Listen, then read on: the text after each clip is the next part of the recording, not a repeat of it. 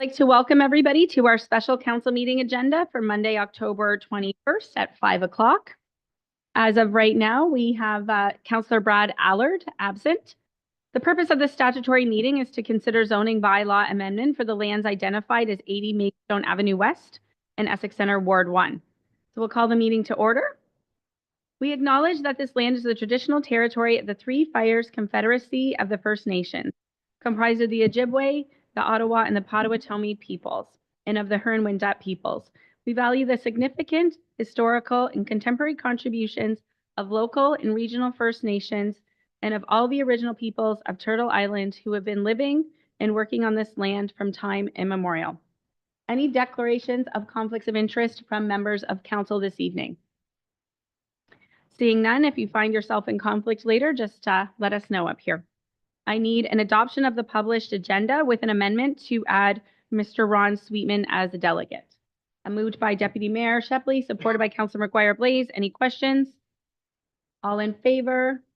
And that is carried unanimously. We'll go to reports from administration. We'll start with the Director Chadwick.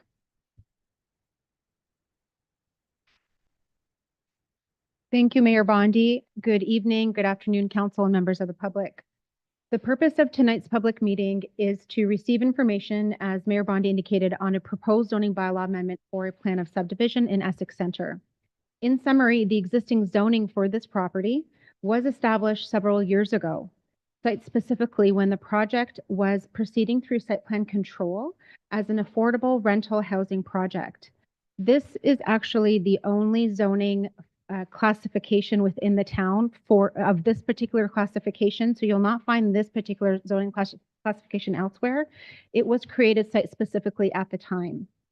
So as such, the developer is seeking various amendments to proceed with construction of larger dwellings for purchase rather than the original affordable housing or rental housing projects.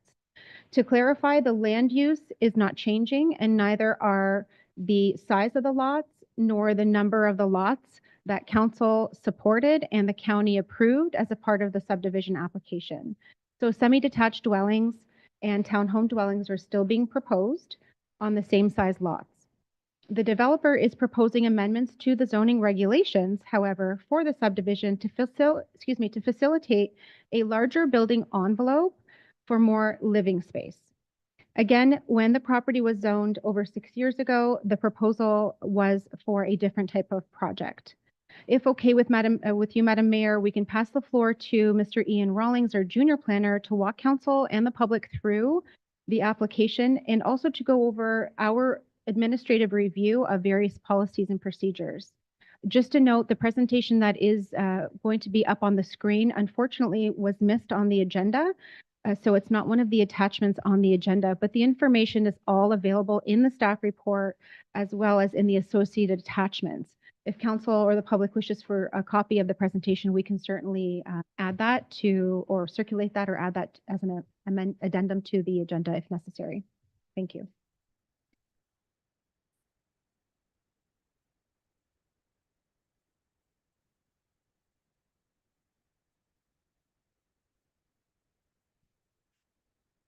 I'm here today to present a proposed site-specific zoning amendment for the property identified as 80 Maidstone Avenue West. The purpose of the statutory public meeting is to present the application, to hear questions and comments from council and the public, and to hear the merits or concerns in regarding to this application. Next slide, please. The property is located at 80 Maidstone Avenue West in Essex Centre, identified via the red star at the top right corner of the map. The property is designated residential in the Town of Essex official plan, and the property is zoned Residential District 2.3 under the Town of Essex zoning bylaw, which is geared towards low-density housing on urban lots and housing within a rental plan or condominium development. The property is also subject to a holding provision. However, this is not the focus of tonight's zoning amendment. Next slide, please. The property has a lot area of 1.82 hectares and has 192 meters of frontage along Maidstone Avenue. The property is part of a subdivision development for the construction of 42 residential lots. Next slide, please.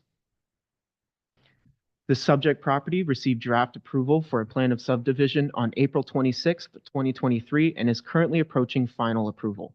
The draft plan of subdivision currently details 22 townhome units, 20 semi-detached dwelling units, 2 blocks for green space, and 3 blocks for stormwater management facilities. The plan of subdivision also includes the construction of 2 right-of-ways known as Lucy Lane and Susie Court to be conveyed to the town following the final approval of the plan of subdivision. The right-of-ways have been constructed and services are currently being installed at this time, and sidewalks will also be located on the west side of each right-of-way in accordance with the development agreement. Next slide, please. So in the next few slides, I will be identifying the purpose of the zoning application. Next slide. Thank you. The applicant is proposing several zoning amendments. Due to the complexity of the underlying zoning district, I will go through each requested change while also detailing the current regulation. The applicant has provided a site plan that labels each lot individually, in which some of these changes reference. I will be showcasing this site plan in a moment as well, and I will go through each amendment at that time so that we can relate it to the site plan. The first amendment is to permit a building height of 10 meters on all lots, whereas the current zoning only permits 1 story with a basement. The next is to permit a rear yard depth of 6 meters for all lots, whereas the current zoning regulation permits 6 meters unless the lot abuts another lot on a registered plan of subdivision, which then means it has to be 7.5 meters from the rear lot line. Next is to permit a side yard interior depth of 1.2 meters for both sides of a semi-detached dwelling or townhome dwelling, regardless of a garage being constructed on the property, whereas the zoning district requires 1.2 meters on one side and 3 meters on the other side if there's no garage constructed. Next slide, please.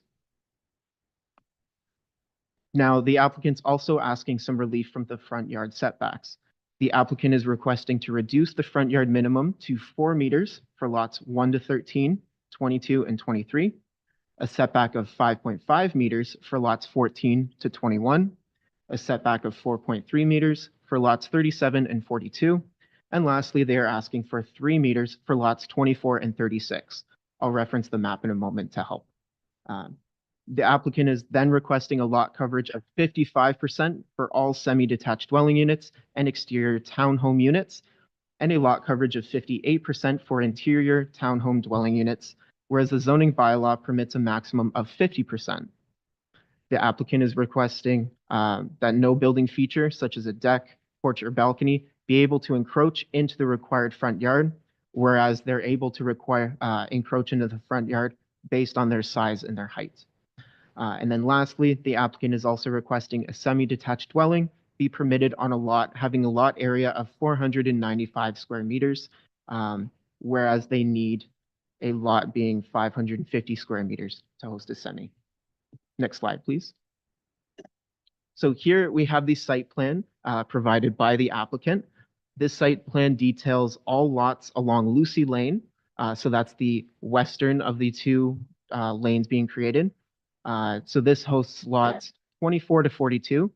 And for the amendments, the site-specific ones, on this site plan, lots 24 and 36 would have a setback of 3 meters, and lots 37 and 42 would have a setback of 4.3 meters, and no additional building features to encroach into the front yard. All lots would have a building height of 10 meters, and the side yard setback would be 1.2 meters for all lots. In addition, all lots for these ones already have a rear yard setback of 6 meters. Next slide, please. So here we have the second site plan provided by the applicant detailing the lots along Susie Court, the eastern right-of-way being constructed. On this site plan, lots 1 through 13, 22, and 23 would have a setback of 4 meters from the front lot line, and lots 14 to 21 would have a setback of 5.5 meters and no building feature to encroach into the front yard. Lots 1 through 13 abut existing lots on a registered plan of subdivision, being the residential lots along Bell Avenue, and require a rear yard setback of 7.5 meters. Now the applicant is requesting a rear yard setback of 6 meters for these lots. Lastly, I had detailed that the applicant is requesting a semi-detached dwelling being permitted on a lot having an area of 495 square meters. This only affects lots 22 and 23 on this plan. Next slide, please. And here, I just wanted to include a few images to demonstrate the state of the site with the roadways constructed and services being installed. Next slide, please. Now I'll detail some of the policy considerations. Next slide. So the proposal satisfies the policy direction found within the provincial planning statement. As the PPS states, the planning authorities shall provide for an appropriate range and mix of housing options by permitting and facilitating all housing options to meet social, health, and economic needs, and to promote housing which efficiently uses available land, resources, and available infrastructure. The lot configuration within the plan of subdivision is already supportive of compact development, permitting the reduced setbacks for the rear, side, and front yard, while also permitting an increase to the maximum building height, allows for efficient use of land for each lot where services and infrastructure is able to support such a change. The applicant has provided an updated stormwater management memo, which reflects the increase in lot coverage, and the applicant has provided a site plan detailing that parking will not encroach into either the roadway or the sidewalk. Next slide, please. One moment.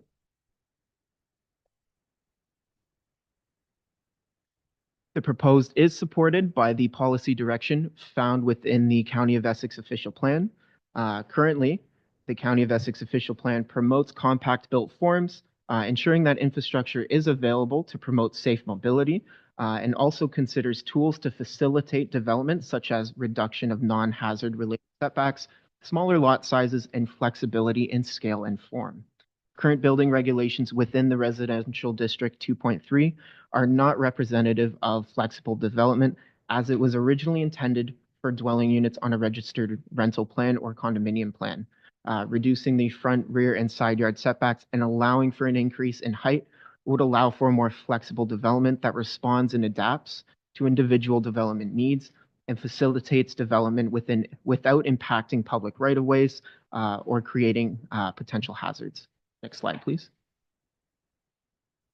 Now, the Town of Essex official plan contains goals and policy direction for lands designated residential. The construction of all housing types, that reflects servicing capacity is encouraged, and development must remain barrier-free to persons with disabilities and must encourage pedestrian and bicyclist movement. As I had stated, the applicants have provided an updated stormwater management memo, which reflects the increase in lot coverage without affecting minimum servicing standards. The reduced front yard depth minimums are selected based on the closest points of a dwelling in relation to the nearest public corridor and the ability to park a motor vehicle between the two spaces. Therefore, different lots have different setbacks. Each results in the ability to park a motor vehicle between the house and the respective public corridor, whether it be the roadway or the sidewalk. However, these spaces, as shown in the site plan that we previously saw, are not dedicated on-site parking spaces as required by the Town of Essex zoning bylaw. Each lot will still require one on-site parking space per dwelling, either requiring that a portion of the dwelling be set back far enough to accommodate a parking spot, or on-site parking be provided within an attached or detached garage. Next slide, please. And then from here, the official plan details that any amendments to the zoning bylaw should consider the need and desirability for the proposed, the scale of the development for the surrounding land, physical suitability of the site, road, parking, and traffic concerns.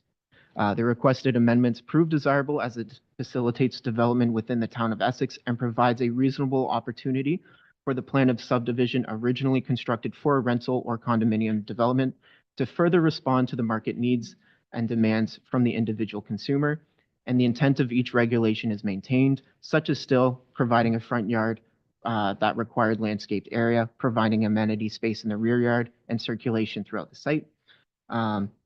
And the requested amendment to permit a lot area of 495 square meters for the semi-detached dwelling is a technical exercise, as the lot that it pertains to is currently deficient in size by only 54 square meters because it's located on that cul-de-sac.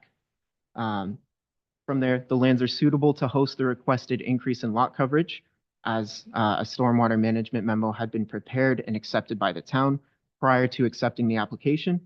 And lastly, the requested reduction in front yard minimum will not impede on the public right-of-way or available sidewalks. Therefore, impacts to the roadway system, impacts to traffic are not concerned. And there's no proposed increase in density at this time either. Next slide, please. From here, just to go over our circulation process and comments received. Next slide, please. So in accordance with the Planning Act, all properties within 120 meters of the subject lands were circulated and a public notice was sent out. One comment was received prior to the public meeting dated October 16th, 2024, and was attached to the respective report in the delegation section. And no further comments from the public were provided.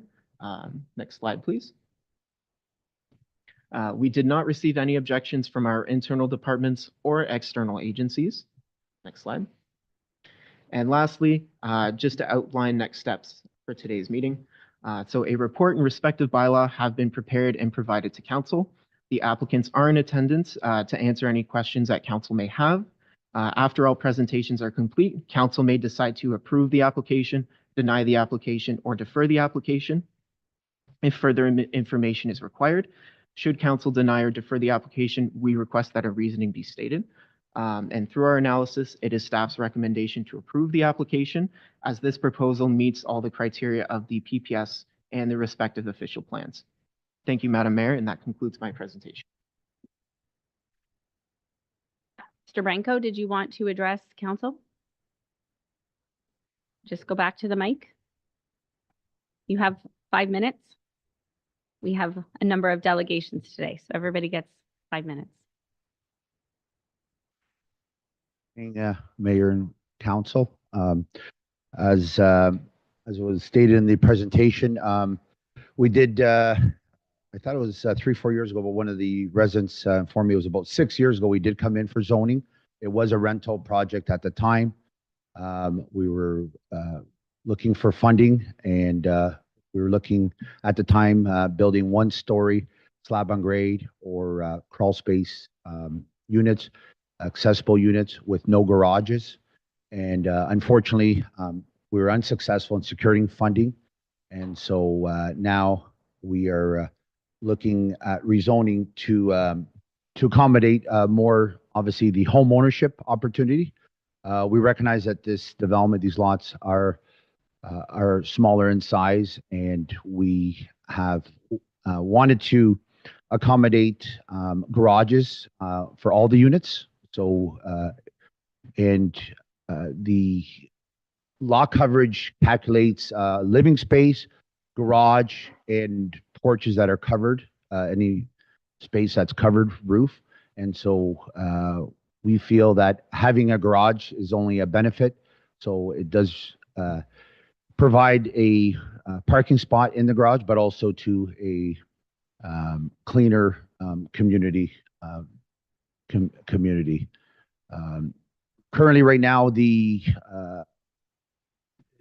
request is for 10 meters, which is approximately 32 to 33 feet in height. I've had some discussions with some of the residents that had some concerns. More importantly, the residents at back onto Bell Street.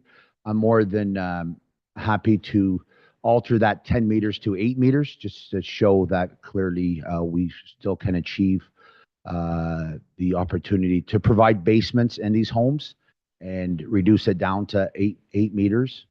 And we wanted to eliminate the on-street parking. That was something I really never cared for. And so as you can see, the intent is to have wider parking spots. So rather than the single driveway width, which was originally approved and shown, we are now requesting to have two cars wide driveway, approximately 22 feet. So if anything, that's going to benefit and eliminate the on-street parking. And so technically, you having one parking spot in the garage, two on the driveway, you could have up to three if needed. Again, I know provincial policies say one parking spot per unit, but I always feel it's nice to offer more to eliminate on-street parking. One of the residents on Bell had reminded me that in the time we promised a privacy fence 6 years ago because obviously at the time we were doing a rental project, so I was going to be full ownership of the whole property, and that was just a consideration. Although I wasn't planning to put a wood fence now back onto Bell, if it's something that can be discussed, again, I'm all about working with the residents in the community. Although it's the development type has changed, that's something that we could discuss further. So I believe those are basically all the points. We do know the provincial policies do encourage ADUs and 3 units per lot, but the reality is this development, the reason we're maxed out at 55% lot coverage. So the possibility of someone wanting to apply for an ADU in the rear yard, you're maxed out already in lot coverage. It's impossible in this development. There's no space to grow, to add an additional ADU unit. The other last concern I heard from a resident was the fact of a lot of builders or designs are building balconies on 2nd and 3rd stories now. That's something that I'm more than happy to put in writing, that the deck would only be permitted off of the main level, first floor, off the first floor. So those are my comments. If any has any question, I'm more than happy to answer. Thank you. Council will take a break right now, and if you want to ask Walter or administration questions, and then we'll go through all of our delegates, unless you want to wait. Deputy Mayor? Madam Mayor, just a question for administration. I'm just wondering, I know Walter's saying there's no, they wouldn't be able to, obviously wouldn't be able to put an ADU in the backyard, but would they be able to put rental, like a rental portion inside the basement section of these units? Deputy Mayor, theoretically, anyone in the community could ask for conversion of a basement into a separate dwelling unit, or we'll say the 2nd story. It's not out of the question in terms of land use. So by land use, it would be permitted. What we would look for is that the regulations of the zoning bylaw are met in terms of maybe it's the or the building code. For example, if there is no space for a separate door at the grade entrance, or it would encroach into the rear yard, encroach into the side yard. There's so many regulations that we would look for.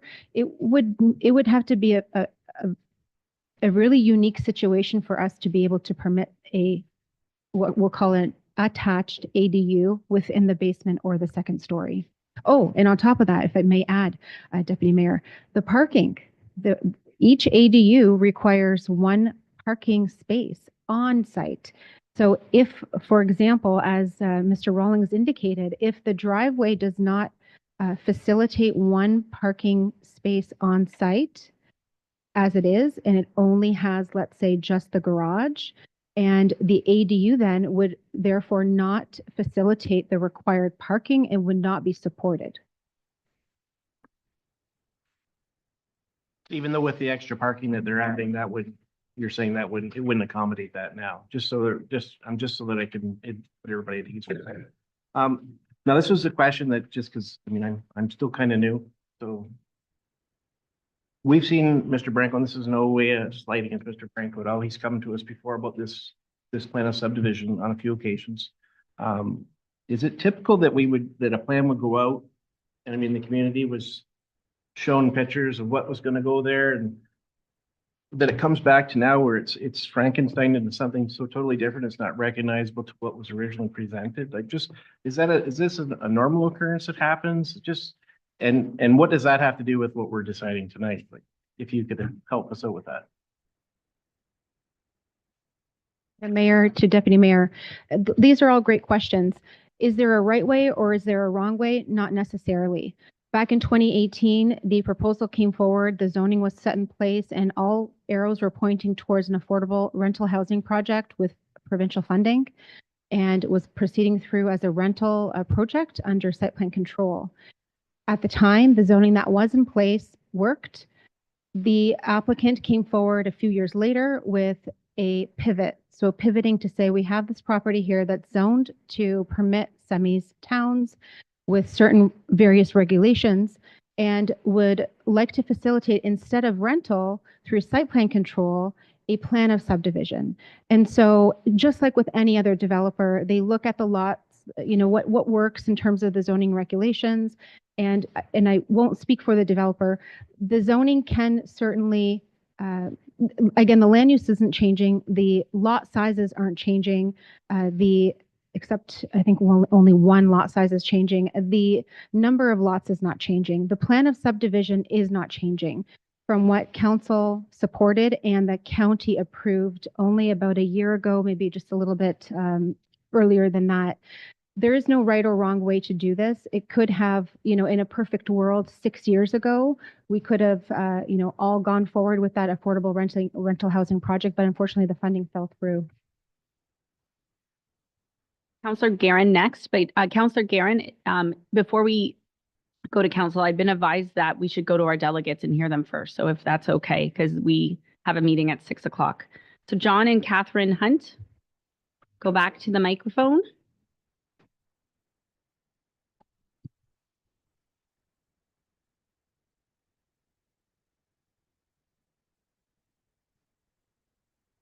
Hello, my name is John Hunt. I live at 71 Bell Avenue in Essex. I appreciate the fact that I could speak to you all here.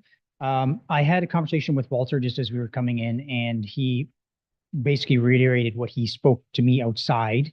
And I guess I'm kind of torn right now. I'm like, I love the idea of actually people owning their homes behind me more than I like rental. I think it'll be less issues for us. The issue I have the biggest rub is the height was a big one, and he's agreed to go 8 meters. I would still prefer to keep it a single level so that neighbors aren't looking over the 6-foot fence into our yard. The other thing is the actual depth of the backyard being 20 feet. That is very short, abutting Bell. So if council can try to negotiate, like keeping that at 25 feet, I'm sure everybody on Bell would be appreciative of that to keep the properties away from us. Apart from that, I'm for this idea of building and actually selling the homes. I think it's a better idea for us. The fence is a big one as well. And if by chance Walter isn't capable of actually doing the fence, I'm just asking if council maybe could pull money from a general fund and actually maybe build the fence for us on Bell and possibly even where Wayne Mills property is. But that's really all I have to say. Thank you. My neighbor, Andrew Times, excuse me, lives to my right on Bell, and she's got stuck at work. She's a bank manager in America, so she's on her way here. So she asked me to take her notes and to read about her concerns. And I guess her major concerns is that the Essex community is small, and we want the beauty of Essex to remain, especially in that designated area across from the high school. We want it to just still have that Essex feel. And there's no 2 stories on Bell Street. And we didn't want, we heard 10 meters and we were like, what is this? This is monstrous, like the wall of China, right? And 20 feet, 25 feet, everything is close, to be honest with you, because those feet are our lot line to their building. It's not like their fence, it's just right there. And so even if there is going to be people outside, and now that there's more parking spaces, more people, it's going to be pretty noisy back there. The dogs, garages opening. I am in support of people moving to Essex and more homes. I love all that idea. And I know that Walter's been very patient over the years and very kind to us, to be honest with you. It's just the 25 feet to 20 is huge for me. I do appreciate that it's not going to be towering, that part. Andrea's concern as well as those same things. Now, there was talk of a traffic study on Maidstone Avenue West that was supposed to be done back in 2018 as well as 2023, I believe that there was supposed to be 2.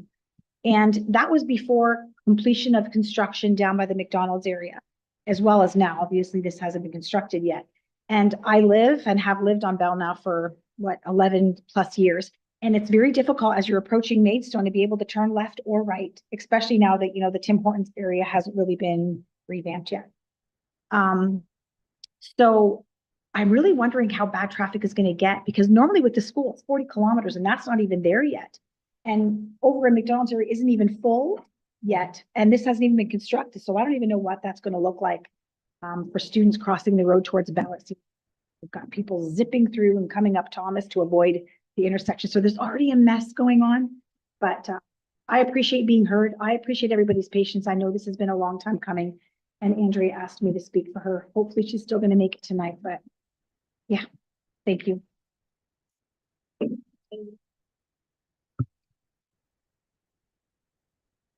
Get back there, click the mic off and on, and then it'll go away. Thank you. Thank you, Madam Mayor, Deputy Mayor, council members, and esteemed administrative staff. They're the ones that are near and dear to my heart as a 30-year employee of Essex, former. I would just like to voice my appreciation for you listening to our comments. And most of my questions have already been answered by an excellent report from the junior planner. So congratulations to the planning department. They've I think some of my comments were taken into consideration because I gave a few comments. I really don't have any concerns other than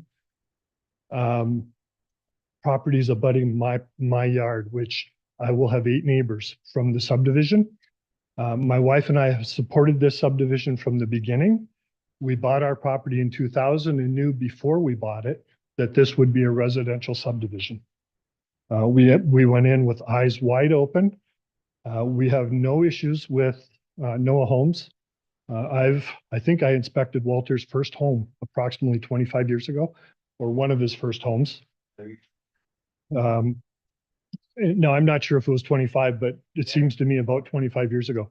So I go way back with Noah Homes, from his beginning struggles to becoming an excellent builder in the last several years. I inspected his buildings in Essex. And after I retired, I went to Kingsville for a little stunt and or a little stint. And he had subdivisions that he built, developed, and did a good job on them. So he's an excellent builder. He's a builder that I would choose to have as a neighbor builder. So, as far as my wife and I, we have no issues with the subdivision. We prefer it to be owned rather than rented.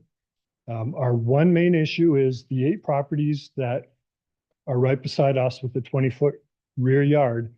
In your zoning bylaw, which I helped to write, and it's probably still there, it allows permitted encroachments for balconies and decks up to 8 feet into the required rear yard. So that could put balconies or decks within 12 feet of my lot line. So I would request to eliminate that one sentence, allow them to have balconies and decks, but not within the required rear yard allowance. Even on the main floor, the ground floor, we would prefer them to have patios on the ground, have steps from their unit down to the ground, rather than them being 4 feet up, looking over into our property, which means 8 neighbors of however many people that would be. Walter reached out, also his engineer, Rob, reached out to me, had good conversations.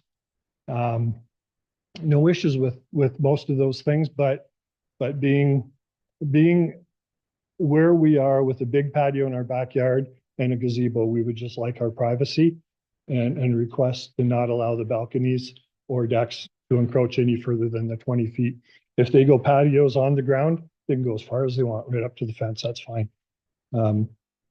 There's nothing anybody could really do about that, but above that height, we would rather them not. Since I have 5 minutes, I'd just like to congratulate council on not hearing about you much in the news.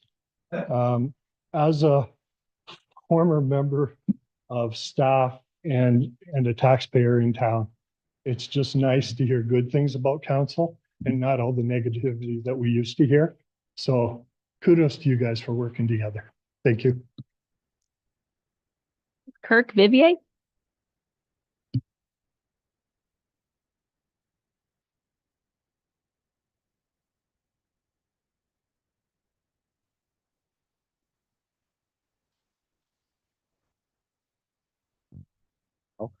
Okay, I'd like to thank the council and Mrs. Mayor for seeing us tonight there. I'm Kirk Vivier. We're the original owners of the property there. And several years ago, Mr. Brenko approached my mother and my family wishing to purchase the property.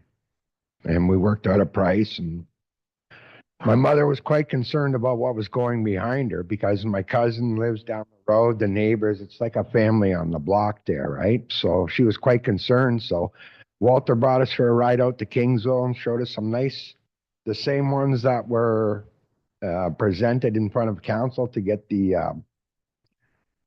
subdivision passed. Okay. And they're 1-story, 6 units. Okay. 900 to 1,000 square feet affordable housing for seniors. That was for seniors. That was the main goal of putting this subdivision through, affordable, small houses. And because my mother didn't want to have, like, my father sold to my cousins and all these people were like, you know, he didn't want these people upset. Okay. So my mother says, well, if he's putting up some big buildings, we're not selling it. That's all there is to it. Right. So he didn't get the funding for it, but it's not like I got a ranch style house. I'm only 16 feet high. We got something 35 feet behind us or 25 feet. And then the balcony's coming over. They're looking into our windows there. Why can't we put the single levels on Bell Street? Like it's single level houses should be back to back.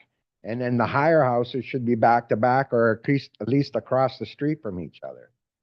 Okay. I like the subdivision. I want to see Walter do good on it here, but can't we just redirect it so we got no monstrosities behind? Like it's got to be matching. We got single level houses here. We put single level houses beside it. The street behind it, we can put the big monstrosities back to back because then they're both 32 feet high. You're looking into his backyard. He's looking into your backyard. You got the same height. Your decks are the same height.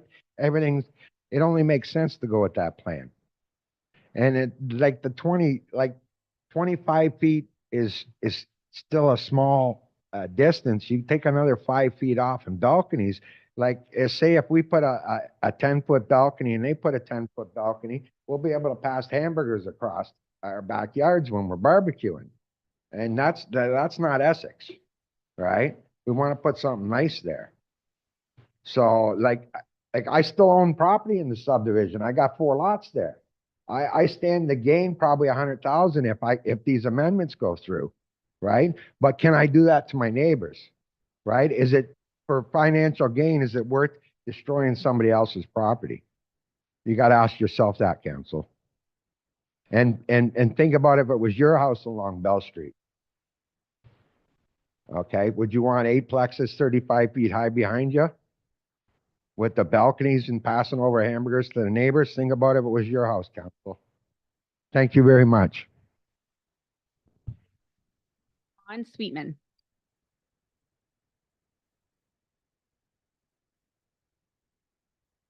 Click off the button and click it on so it's.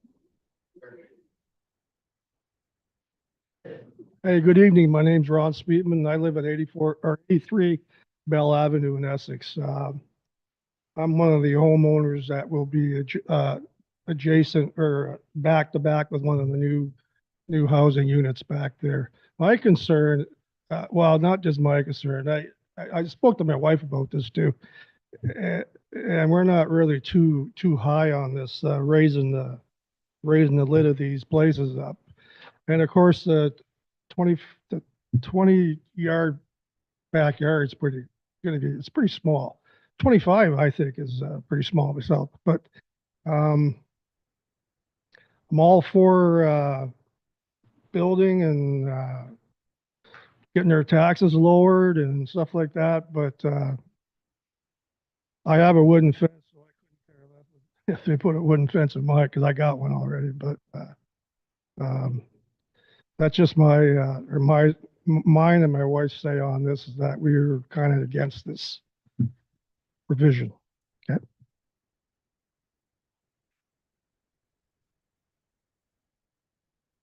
Thanks, City Mayor. Yeah, I was raised my hand earlier, just Deputy Mayor Shepley's comments. Then as Chadwick kind of answered what I was gonna ask, but I just wanted to go back to that bylaw that was drafted 6 years ago, which is a couple of terms of council ago. In that bylaw, that development, there was no, it wasn't passed with a contingency that the developer had to get the Affordable Housing Development Grant. Am I correct on that? There's no contingency that would have been placed on that.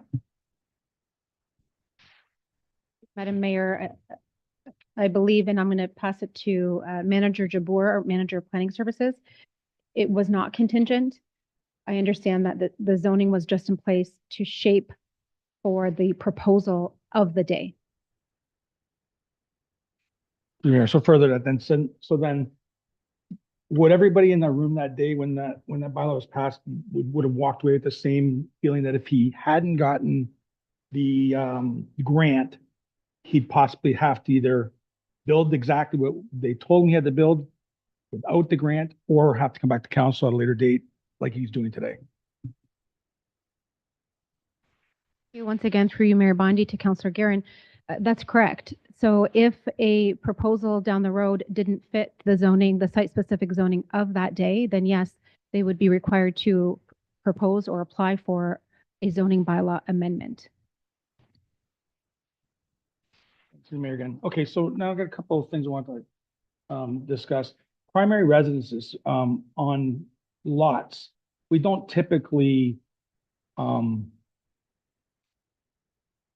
tell the developer that it has to be 1-story or 2-story. The 1-story or 2-story on a primary lot is acceptable, correct?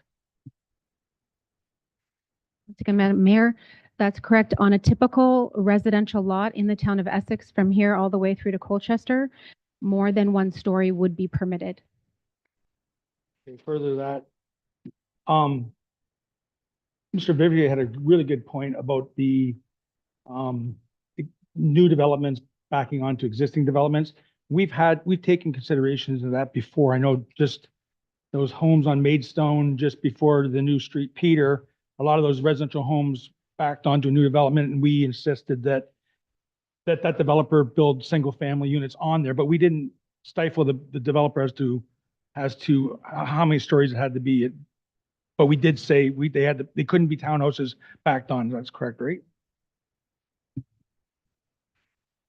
I'm going to pass it on, if I may, just as a point of clarification on whether or not other subdivisions have stipulations on where townhouses cannot be built. It's really contingent on zoning. But I would like to state that back in 2021, the council of the day was progressive. Administration at the time was very progressive in amending the zoning bylaw, where there were issues at the time with existing subdivisions backing onto new proposed subdivisions. And we had this creative solution that we brought forward in the zoning bylaw that prohibits the encroachment of decks to a certain degree in that required yard. So those amendments, and Mr. Rawlings or Ms. Jabour can walk us through what those specifics are, but the porches may only have a maximum floor height of 2 feet above the ground.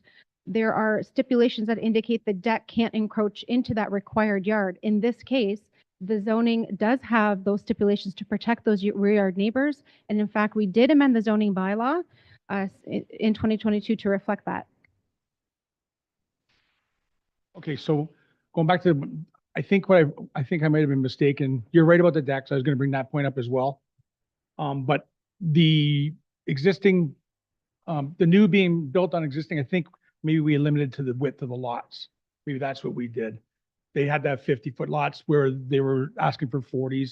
I remember we were sympathetic to the residents that were on Maidstone backing onto the new development, that we wanted to make sure that the developer worked with them and built something that was going to fit with the existing neighborhood. Did you have any comments or? If need be, I can walk through the new regulations for balconies, decks, and porches, if council wishes to hear them. Okay, let's continue with Councillor Hammond and then Councillor McGuire, please. Your worship, may I ask Walter Brinkle one question, I guess, or if you can I? Walter, I want to commend you for taking initiative to try and create some attainable housing. It's too bad you didn't get the funding for it, but is there any properties in this subdivision now that are attainable in your view? Yes, that's the Walter, go to the mic.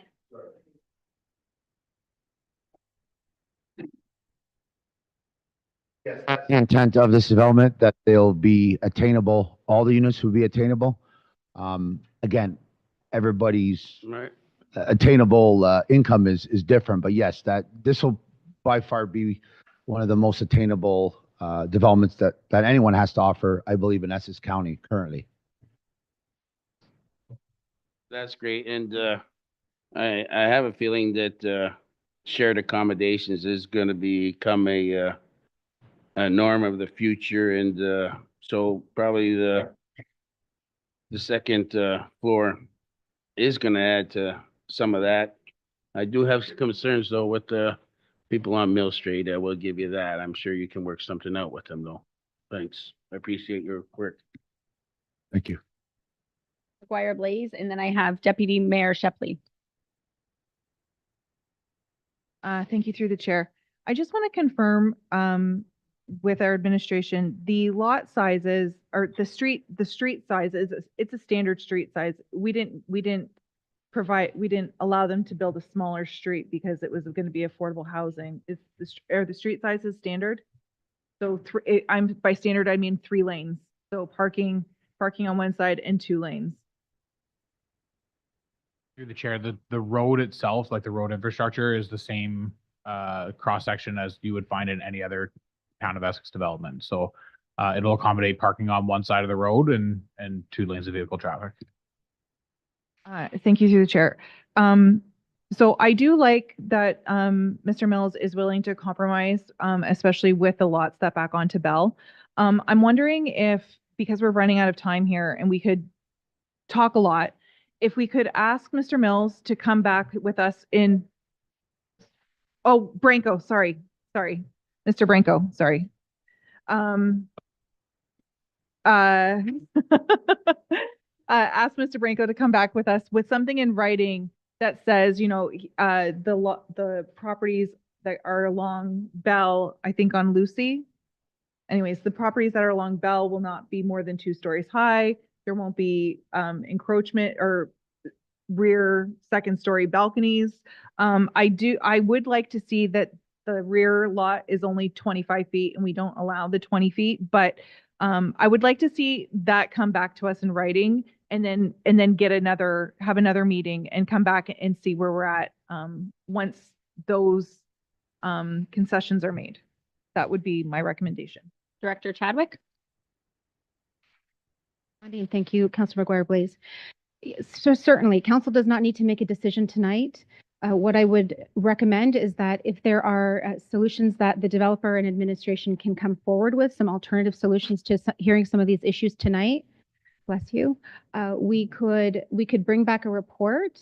When stating in writing, it would be in the form of a couple of things. So if it's a regulation in the zoning bylaw, then we would work with the developer on, hey, this is what we heard. Would you be willing to consider, say, removing those regulations for a reduced rear yard on certain lots? We would write that into the site-specific zoning amendment. And then alternatively, where there are things that are not zoning related, but perhaps we heard about fencing, we would propose that we would amend or ask the developer to amend the development agreement to require a fence for buffering and separation from land uses. So there's always a solution. I would encourage council to take this opportunity to, yes, let's go back to the drawing table. You don't have to make a decision tonight if that's what you were asking.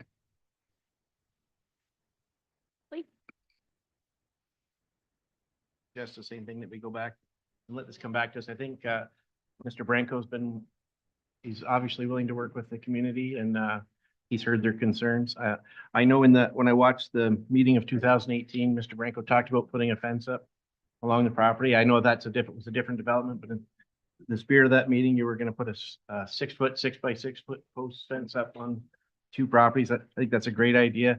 And I'm just on the balconies are, if we don't write that into the bylaw that they aren't allowed, they could do, is this something they could add after the fact? Is not, we would have to remove it right from there, so they couldn't do it, right? Development would be subject to other regulations in our zoning bylaw related to encroachment of decks and porches. If any variations are being requested, it would be required to be written into this zoning bylaw or come through a minor variance. Say, let's say the property sells and the new owner would like to encroach his or her deck, they would have to request a minor variance. Mr. Franco has a comment. I'll make a motion after the fact. More than, as I stated earlier, commit to and prepare, and it could be documented in the minutes right now, that any to Bell or to Mr. Mills is 8 meters in height, 8 meters. Secondly, that any balcony or deck cannot be higher than 3 feet high. Third, there'll be a wood fence, privacy fence on Bell residence, regardless of Delvaux. If those items are satisfied, and they could be in writing today, I would ask council, if possible, to add that onto the bylaw on the zoning, and I'm prepared to commit to that now, and I believe I've addressed all the concerns that were brought up tonight. We have, it's been a long go with this development. Anybody that lives and drove by that development, we have people that have been on waiting lists waiting for the next move. We've had issues with hydro jurisdiction areas. And so I just asked council, we need the homes now in our community, and we're willing to provide it. If council can accept those amendments in tonight's, I'm more than happy to agree to it now. So 8 meters in height, no deck higher than 3 feet, and the privacy fence would be installed. Thank you. Okay, thank you. Hold on, Deputy Mayor, please. Director Malandrucolo, can you speak to how this could go tonight? We could do first and second reading, make amendments, and have the third reading. Would you be able to educate us on that, please? Hey, Rondi, through you, the proposed motion that's actually in front of you is for a first and second reading. So this is just a provisional adoption, which means that it still has to come back for final adoption. So the bylaw tonight will not be passed finally. It's provisional passing, which will give you some time to consult with administration, to consult with the residents, and then come back for a third reading at a later date.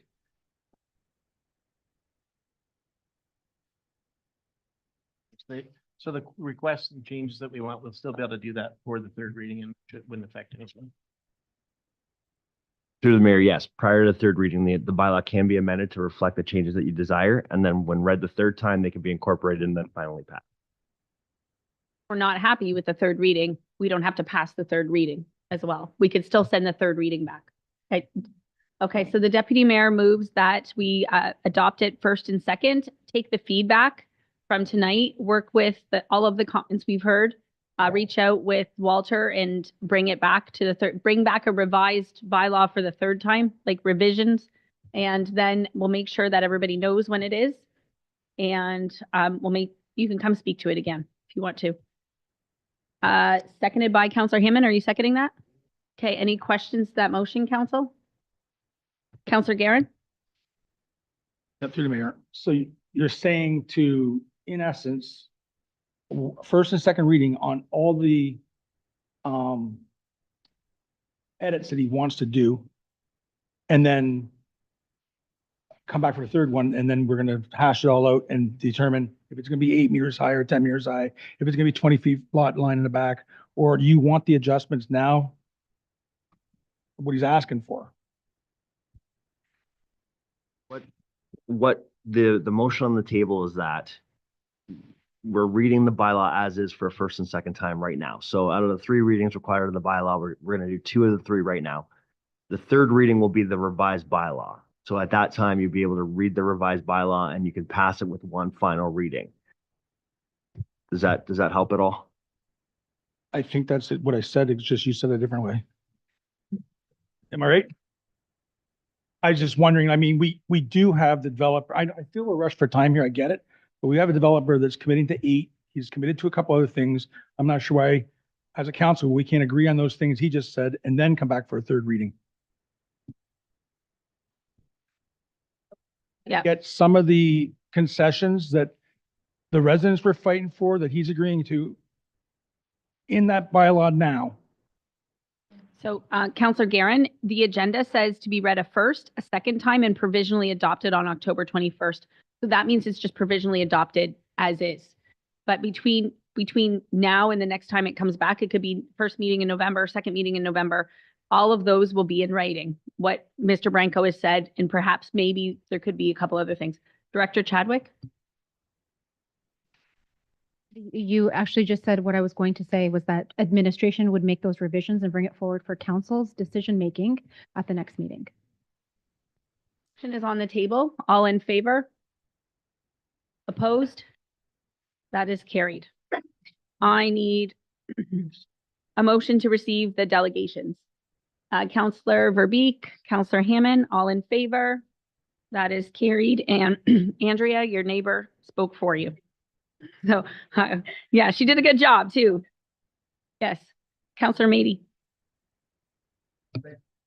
Can we ask administration to also give us a copy of the presentation that showed tonight, and that the deck height outline that you were going to walk us through? Can you please understand? Our CAO has already made a note of that as well. Okay, motion to receive the planning report, and because I don't think we have that motion, right? Okay, we're just going to adjourn.